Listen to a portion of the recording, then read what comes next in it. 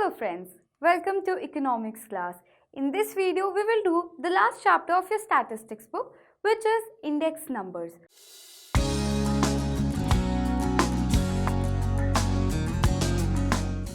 So, ये chapter 2 parts में divided है. एक तो है theoretical, which is important. फिर दूसरा आ जाता है हमारा numerical. Index numbers बहुत ही एक simple chapter है. इसमें हम start करते हैं theoretical part से. सो थ्योरी में आपको क्या क्या आएगा, पहले तो हम पढ़ेंगे फीचर्स क्या होते हैं इंडेक्स नंबर्स के, और उससे पहले पढ़ेंगे कि इंडेक्स नंबर्स होता क्या है, then what are the difficulties regarding index numbers, then merits and demerits. फिर second part of the video में हम पढ़ेंगे कि कैसे न्यूमेरिकल्स हम करते हैं इंडेक्स नंबर के, and what are the various ways of finding index numbers. So starting with index numbers. अब इंडेक्स नंबर्स होते क्या हैं? कुछ नहीं, एक बहुत सिंपल सा कंसेप्ट है जिसमें हम वेरिएबल्स होते हैं हमारे पास, different variables, example price, quantity etcetera. तो इन जो ये वेरिएबल्स हैं इनमें जो चेंजेस आते हैं, इंक्रीज डिक्रीज, बट ये जो रिलेटिव चेंज होता है इन डिफरेंट वेरिएबल्स में, तो वो एक परसेंटेज की फॉर्म में होता है हमारे पास. सो जो भी ये परसेंटेज चेंज होता है हमारा डिफरेंट वेरिएबल्स में, उसको हम बोलते हैं index number. Isn't it simple? तो अब इंडेक्स नंबर्स पढ़ने के लिए दो और चीज़ें भी आपको याद रखनी है कि हम क्या कंसिडर करते हैं इंडेक्स नंबर्स पढ़ने के लिए. सो फर्स्ट इज कि हमारे पास बेस ईयर होता है जिसको हम डिनोट करते हैं P0 या PO से. ठीक है, ये हुआ हमारा बेस ईयर. कि प्राइस क्या थे बेस ईयर में? बेस ईयर मतलब एक ईयर जो बहुत ही इकोनॉमिकली स्टेबल था. जैसे कि 2004 आपकी बुक्स में होगा, एक ना ऐसा ईयर होता है बेस ईयर कि जब ना बहुत ही एक स्टेबल सा एनवायरनमेंट होता है इकोनॉमिकली, कि उस टाइम ना तो बहुत चेंजेस आए थे चीज़ों में, ना ड्रास्टिक चेंजेस हुए थे. अब जैसे डिमोनेटाइजेशन हुई थी, they were various steps taken by our government. तो अब हम अपने ईयर को 2018 या 17 इन ईयर्स को हम स्टेबल ईयर नहीं कंसिडर कर सकते, because various things happened through out these years. अब 2004 एक ऐसा ईयर था या एक ऐसा साल था जब सब कुछ बहुत स्टेबल था, कोई प्रॉब्लम नहीं थी इकोनॉमिकली, प्राइसेस बढ़े नहीं, घटे भी नहीं, they were normal and stable. So quantities, production भी वैसी स्टेबल थी. So every economic activity was going in a stable और स्टेबली ऑपरेट कर रही थी. सो बेस ईयर तो ये हो गया. करंट ईयर कौन सा होता है? जो प्रेजेंट ईयर होता है, the year right now, which year you're in right now in the present, that is your current year, that is denoted by, अब जैसे हम प्राइस को कंसिडर करते हैं, so P1 denotes the price in the current year which is right now. so बस यही दो चीज़ें हैं जो इंडेक्स नंबर में याद रखनी है. ये तो था कि कंसेप्ट क्या होता है इंडेक्स नंबर्स का. इंडेक्स नंबर हमें रिलेटिव परसेंटेज चेंज बता देता है, दैट्स इट. सो अब हम पढ़ेंगे फीचर्स और कैरेक्टरिस्टिक्स क्या होते हैं हमारे इंडेक्स नंबर्स के. सो फर्स्ट इज कि मेजर्स रिलेटिव चेंज. अब मैंने जैसे बताया रिलेटिव चेंज का क्या मतलब है कि कैसे बेस ईयर में प्राइसेस थे और कैसे अब प्रेजेंट ईयर में प्राइसेस हैं, या कैसे क्वांटिटीज़ थी हमारी बेस ईयर में और कैसे अभी प्रेजेंट क्वांटिटीज़ है. क्या इंक्रीज़ हुआ है क्वांटिटी में, इंक्रीज़ हुआ है प्राइस में, या डिक्रीज़ हुआ है. ये सब कुछ एक रिलेटिव चेंज जो होता है वो हम परसेंटेज में मेजर करते हैं और वही हमारे इंडेक्स नंबर्स होते हैं. सो मेजर्स रिलेटिव चेंज कि कैसे चेंज आया है उन क्वांटिटीज़ में या नंबर्स में. Then quantitative expression. अब जो सेकंड फीचर है, हमें पता है कि स्टैटिस्टिक्स में हम क्या पढ़ते हैं, सिर्फ क्वांटिटेटिव डेटा को. सो इंडेक्स नंबर में भी कि हम यही पढ़ते हैं कि कैसे क्वांटिटेटिव एक्सप्रेशन होता है, लाइक इन्फ्लेशन होता है. अब index numbers help us find कि इन्फ्लेशन हो रहा है इकोनॉमी में कि डिफ्लेशन हो रहा है. इन्फ्लेशन का मतलब क्या होता है कि कैसे प्राइसेस इंक्रीज हो रहे हैं हमारी इकोनॉमी में, और डिफ्लेशन का मतलब होता है कि कैसे प्राइसेस डिक्रीज हो रहे हैं. So if the prices are increasing, so they are increasing by 7%. हम ऐसे एक एग्जाम्पल लेते हैं, तो आप देख सकते हैं कि यहाँ पे कि हमारे पास एक क्वांटिटेटिव एक्सप्रेशन है कि 7% से इंक्रीज हुए हैं प्राइसेस. सो जो भी हमारे पास इंडेक्स नंबर्स आते हैं they are always in a quantitative manner, not qualitative. Then last is averages. अब ये क्या होता है कि हम इंडेक्स नंबर में ये तो निकालते ही हैं कि हमारा रिलेटिव चेंज कितना है, plus we take the help of the averages as well. अब जैसे हमने पहले पढ़ा था अरिथमेटिक मीन, वो भी एक एवरेज का एग्जाम्पल है कि वो अरिथमेटिक एवरेज निकालते थे हमने उसमें मीन में कि total sum of items divided by the number of items. तो यहाँ पे भी वही चीज़ होती है कि हम एवरेजेस निकालते हैं।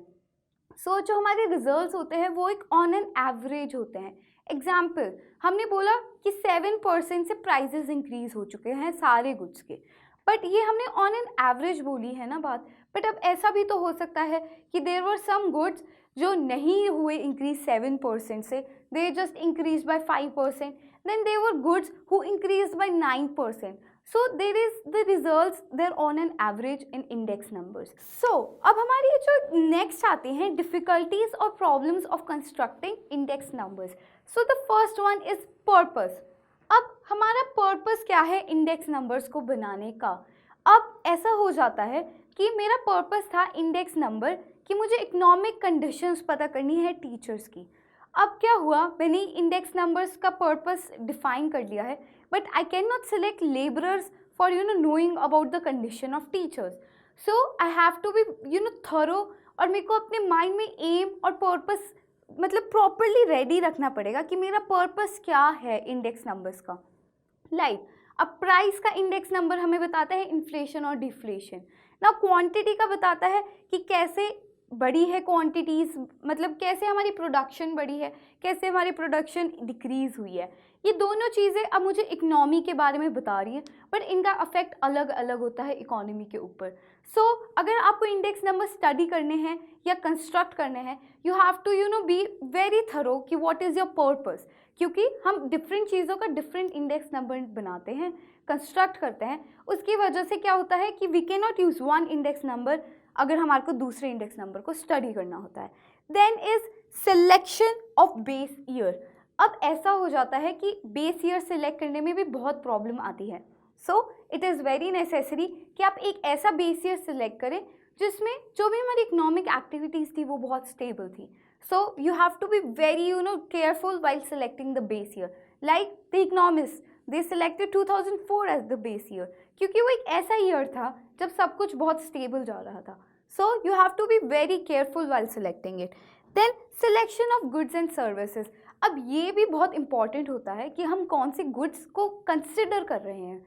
Like मैं index number निकालना चाहती हूँ बहुत ही सारे goods का, मैंने include कर दिया rice, cloth, then what could we include? Rice, cloth, wheat, then other commodities which are essential for you. Now I cannot include luxury items in index numbers. Why? Because अब ये जो luxury items होती हैं ये सबके लिए तो नहीं होती हैं, only few people can afford these items. तो क्या हो जाता है, इंडेक्स नंबर में हम वो कमोडिटीज़ इंक्लूड करते हैं जो वाइडली यूज़ करी जाती हैं, they are used by all. So अब सिलेक्शन भी बहुत इंपॉर्टेंट है कि हम कैसे क्या क्या किस गुड को सिलेक्ट कर रहे हैं। Then is selection of prices of the goods. अब दो प्राइसेस होते हैं, आप देखते होंगे कि आप जब मार्केट जाते हैं एक रिटेल शॉप होती है वो, जहाँ से आप अपना गुड ले लेते हैं शॉपकीपर से। अब शॉपकीपर्स क्या करते हैं, in most of the cases वो किसी होल सेलर से गुड्स खरीदते हैं।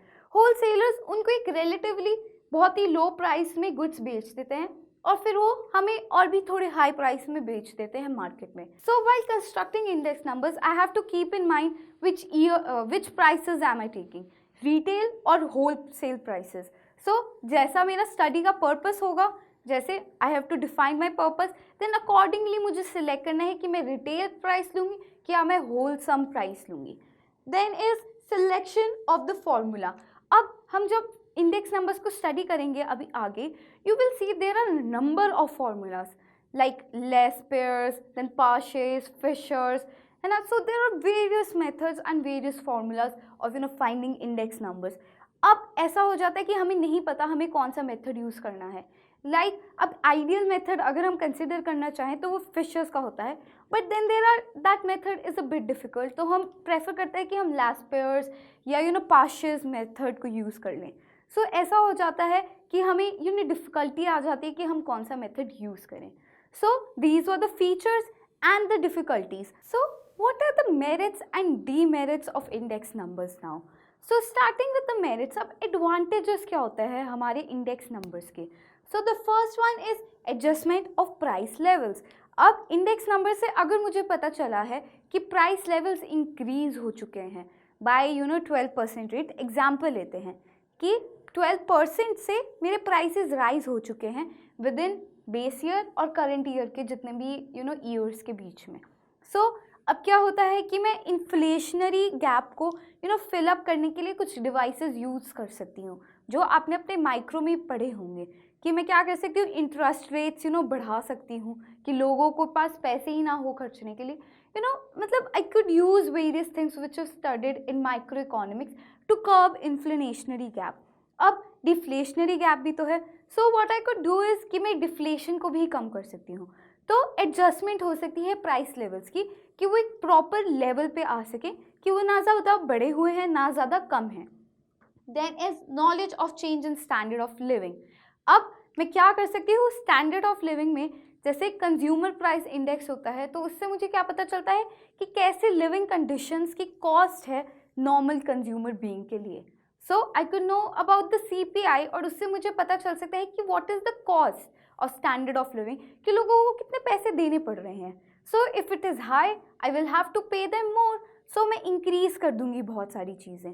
सो अकॉर्डिंगली मैं ऐसी गवर्नमेंट ऐसी पॉलिसीज़ ला देंगी जो हेल्प करेंगी स्टैंडर्ड ऑफ लिविंग को कोप अप करने के लिए। Then is useful to business community. अब ये जो हमारा इंडेक्स नंबर होता है, ये प्राइसेस का जो चेंज होता है उससे क्या होता है कि सप्लाई भी इफ़ेक्ट होती है। जैसे अगर प्राइसेस बहुत बड़े हुए हैं तो ये जो प्रोड्यूसर्स होते हैं, ये जो बिजनेसमैन होते हैं, ये ऑफ कोर्स बहुत ज़्यादा प्रोडक्ट्स बनाएंगे और वैसे ही उतने प्रोडक्ट्स मार्केट में बेचेंगे क्योंकि इनको प्रॉफिट हो रहा है। But what could happen is कि अगर प्राइसेस कम हुए हैं मार्केट में तो they won't produce that product in the market, वो भेजेंगे ही नहीं बेचने के लिए मार्केट में। सो क्या होगा कि हमारे जो बिजनेसमैन हैं, इनके लिए जो एंटरप्रेन्योर्स हैं, प्रोड्यूसर्स हैं, इनके लिए उन्हें बेनिफिट हो जाता है, एक ही यूजफुल बन जाता है। अब एग्रीकल्चरल सोसाइटी या इंडस्ट्रियलिस्ट के लिए भी एक ऐसे इंडेक्स नंबर्स बना रखे जो उन्हें बता देते हैं various factors which affect their business. So वो उसको स्टडी करते हैं और अकॉर्डिंगली अपनी प्रोडक्शन और सब कुछ देखते हैं कि उन्हें क्या करना है।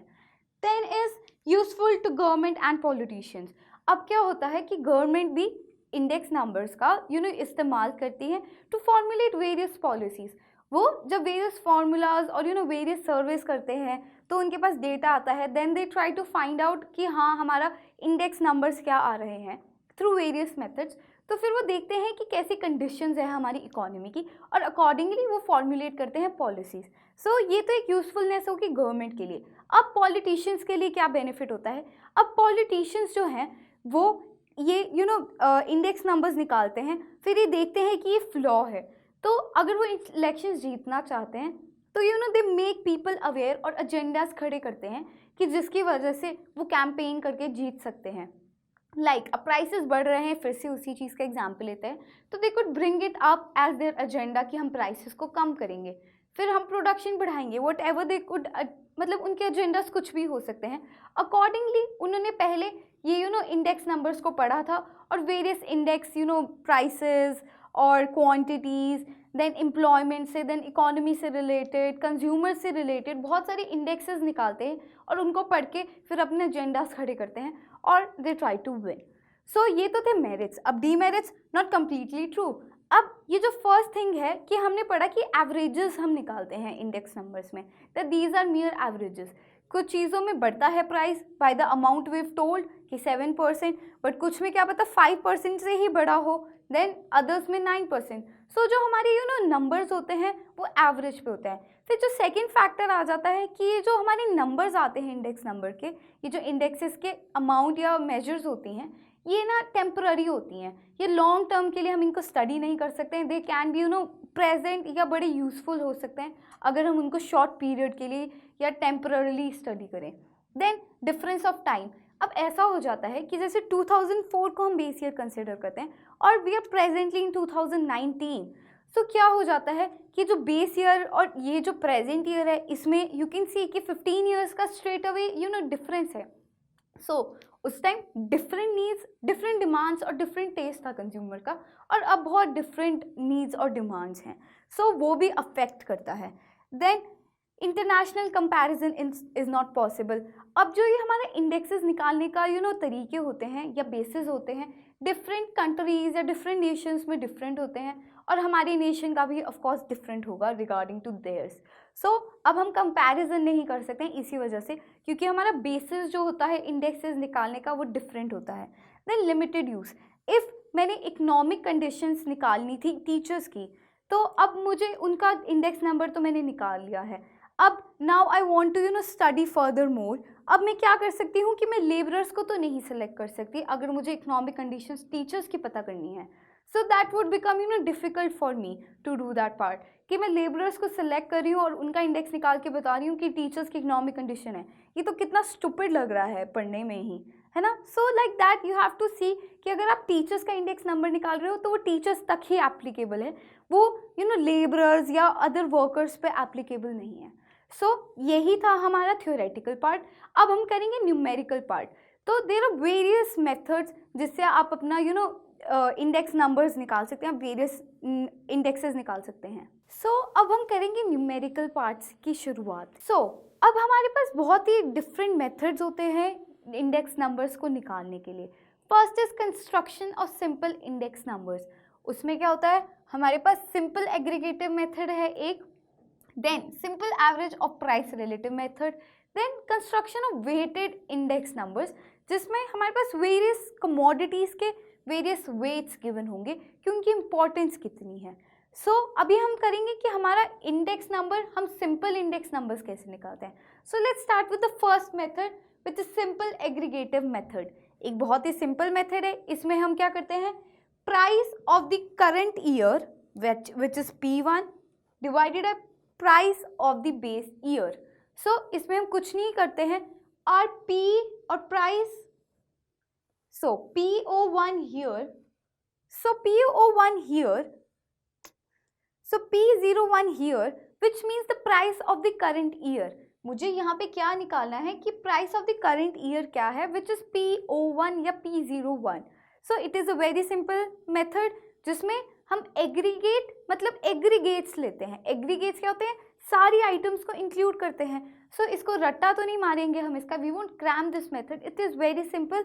सिंपल सा फॉर्मूला है कि summation of the prices of the base current year divided by the summation of the prices of the base year.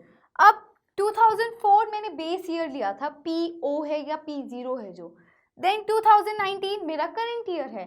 जो भी छोटा साल होगा वो आपका बेस ईयर बन जाता है। देन जो भी बड़ा ईयर होगा लाइक 2004 एंड 2019 में पता चल रहा है कि 2019 इज अ बिगर नंबर या जो भी बिगर ईयर है। 2019 को अपना प्रेजेंट ईयर लेना है, या जो भी आपको अगर डिफरेंट ईयर गिवन होगा पेपर में। इनके हम एग्रीगेट्स निकालेंगे।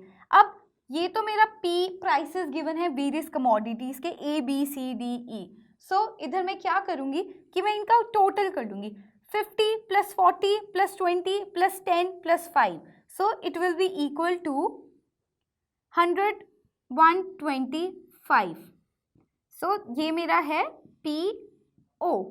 Now 80 + 60 140, then 140 + 10 150, 150 + 25 that will be equal to 175। ये मेरा आ गया समिशन ऑफ P1। तो यहाँ पे मैंने क्या करा, जो भी बेस ईयर के प्राइसेस थे A B C D E commodities के वो ऐड कर लिए, then prices of the present year या करंट ईयर कमोडिटीज़ P1 की सारी प्राइसेस को हमने ऐड कर लिया। नाउ एक सिंपल से फॉर्मूला में इसमें डाल देंगे हम। PO1 will be equal to क्या होगा, 175 डिवाइडेड बाय 125। यहाँ पे 175 के summation of prices of the current year divided bye summation of prices of the base year into 100। Let's divide it. 175 will be 35, 125 will be 25, then 5 and 7 और 5 को divide कर लेते हैं। PO1 will be 1.4 into 100, PO1 will be equal to 140। Prices जो है PO1, prices जो भी हमारा इंडेक्स नंबर हमने निकालना था, price index of the current year will be 140। तो ये तो था एक सिंपल एग्रीगेटिव मेथड। अब simple average of price relative method में क्या होता है? फर्स्ट ऑफ ऑल, ये जो हमने फॉर्मूला यहाँ पे याद करा है, इसकी एप्लीकेशन इधर करनी है सेम। अब डिफरेंस क्या आ जाता है? पहले हम इन सारी पर्टिकुलर आइटम्स का एग्रीगेट निकालेंगे, सिंपल एग्रीगेटिव या रिलेटिव बोल सकते हैं हम इसको। ये जो मेथड है इसको मैं रिलेटिव भी बोल सकती हूँ कि मैं रिलेटिव या प्राइस रिलेटिव निकालूंगी। ये जो फॉर्मूला था इसको मैं क्या बोल सकती हूँ कि ये मेरा प्राइस रिलेटिव भी था। अब मैं प्राइस रिलेटिव निकालूंगी पर्टिकुलर कमोडिटीज का, देन मैं उसका समेशन करके उसको n से डिवाइड कर दूंगी, विच is the total number of items. यहाँ पे मेरे पास कितनी कमोडिटीज हैं? 1 2 3 4 5।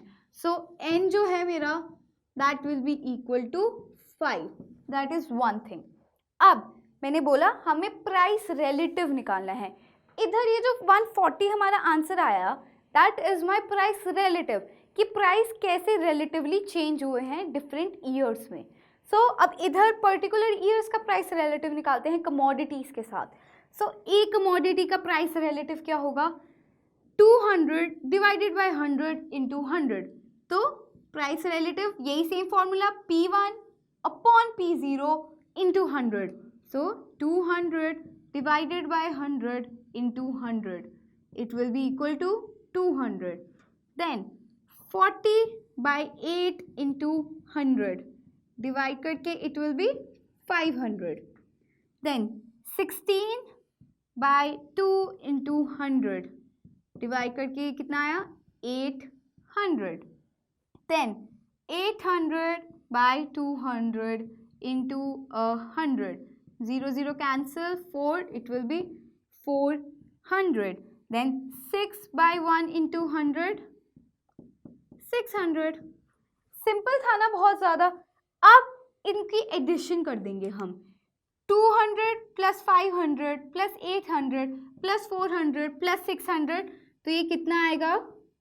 हमारा summation of this whole will be equal to 2500। अब एक बहुत ही सिंपल सा मेथड है हमारा आगे। अब मैं इसको डिवाइड कर दूंगी। 2500 डिवाइडेड बाय 5 इक्वल्स टू 500, जो कि मेरा प्राइस इंडेक्स है करंट ईयर का। PO1 which is price index, इसको हम कैसे रीड करते हैं? Price index of the current year is equal to, ये जो मैंने टोटल निकाला पर्टिकुलर कैलकुलेशन करके, उसको नंबर ऑफ आइटम्स जो कि n, जो मेरी कमोडिटीज 5 हैं, उनसे डिवाइड कर दिया, तो मेरा आंसर आ गया 500। सिंपल। तो सिंपल एग्रीगेट, अगर हमारे को सिंपल इंडेक्स नंबर्स कंस्ट्रक्ट करना है तो यही दो मेथड्स हैं। अब हमारा नेक्स्ट जो मेथड आता है कंस्ट्रक्शन का, वो है जब हम index numbers, weighted index numbers को कंस्ट्रक्ट करते हैं। अब जो हमारा फर्स्ट मेथड है वेटेड इंडेक्स नंबर्स को कंस्ट्रक्ट करने का, that is weighted average of price relative method. इसमें हमारा जो पिछला फॉर्मूला था जिसमें हम सिंपल एवरेजेस निकालते हैं प्राइस रिलेटिव्स के, जैसे पहले एक हमने पढ़ा था ना कि summation of P1 upon summation of P0 into 100 divided by n। वैसा सा ही सेम फॉर्मूला इधर अप्लाई करेंगे हम, जहाँ पे हम प्राइस रिलेटिव्स निकालेंगे which is known as R। अब प्राइस रिलेटिव का क्या फॉर्मूला था? P1 which is the price of the present year divided by price of the base year into 100। अब यहाँ पे इस क्वेश्चन में मेरे पास बेस ईयर है 2004 और जो प्राइसेस हैं प्रेजेंट ईयर के वो 2019 के हैं। अब मेरे पास इनके वेटेड्स गिवन है। वेट्स क्या होते हैं कि इनकी इंपॉर्टेंस कितनी होती है, और वेट्स इकोनॉमिक्स में उसका एक ही मीनिंग होता है कि इनकी इंपॉर्टेंस कितनी है। देन अब हमारे पास कमोडिटीज है, wheat, rice, milk, ghee, sugar, these are the main commodities. अब मुझे R निकालना है which is price relative. Price relative का क्या फॉर्मूला था? P1 P0 से डिवाइड करके हम उसको 100 से मल्टीप्लाई कर देते हैं। 200 divided by 100 into 100, it will be 200. Then 800 divided by 200 into 100, that will be again 400. Then 16 by 2 into 100, 800 आ जाएगा. Then 40 बाई 8 इंटू 100, 500 आ गया. Now 6 into 1 by 100 into 100 will be 600. सो अब ये मेरे आर आ चुके हैं. सो मेरा फॉर्मूला जो बताता है कि अगर मुझे प्राइस इंडेक्स निकालना है करंट ईयर का, PO1 निकालना है, so the formula would be R multiplied by W का समेशन डिवाइडेड बाय वेट्स का समेशन. अब पहले तो हम वेट्स का समेशन कर लेते हैं. 40 plus 30 plus 15 plus 10 plus 5, so 20 30 30 plus 30 60 60 plus 40, summation of W is 100. सो इधर मैं लिख देती हूँ 100 है ये. अब मुझे ये निकालना है समेशन ऑफ RW. तो मैंने ये जो सारी पर्टिकुलर R की आइटम्स निकाली हैं इसको मैं वेट से मल्टीप्लाई कर दूंगी. लाइक 2000 इंटू 40, 0 0 0 एंड देन 8, तो ये कितना आ गया 8000. Then 400 into 30, 12 1 2 3, so that is 12,000. Then 15 into 8, so 15 into 8, 0 4 120 again, 12,000. Then 500 into 10, it will be 5,000. Then 600 into 5, that will be 30, 1 2 3,000. So अब जो इन सारी आइटम्स का 8,000 plus 12,000 plus 12,000 plus 5,000 plus 3,000, that will be my RW का summation. सो अब इनको add करते हैं. that this will be 20,000, then 5 this will be again 20k. so अब इसका टोटल करेंगे तो this will be 40,000. अब 40,000 मैं इधर फॉर्मूला में लिख देती हूँ, 0 0 कैंसिल करके मेरा आंसर आ गया 400. सो PO1 इज इक्वल टू 400. ये भी एक सिंपल मेथड था, बस मुझे इधर ये रिलेटिव प्राइस रिलेटिव याद रखना है. लाइक अब जो मेरा सिंपल एग्रीगेटिव मेथड था उसमें क्या करते थे कि सिंपल हम एग्रीगेट्स लेते थे प्राइसेस के. इधर जब मुझे प्राइस रिलेटिव निकालना है, डिफरेंस क्या है इन दोनों चीज़ों में, दिखते तो सेम फॉर्मूलाज हैं बट डिफरेंस क्या है कि इधर मैं पर्टिकुलर आइटम का प्राइस रिलेटिव निकालूंगी, उधर मैं सारी आइटम्स का टोटल करती थी जब हम सिंपल इंडेक्स नंबर्स बनाते थे. सो इस वीडियो में इतना ही है कि हम कैसे सिंपल इंडेक्स नंबर्स बनाते हैं और फर्स्ट मेथड क्या है वेटेड इंडेक्स नंबर्स बनाने का. नेक्स्ट वीडियो में हम पढ़ेंगे कि कैसे हमारा सेकेंड मेथड है हमारे वेटेड इंडेक्स नंबर्स बनाने का. So see in the next video. Till then keep revising.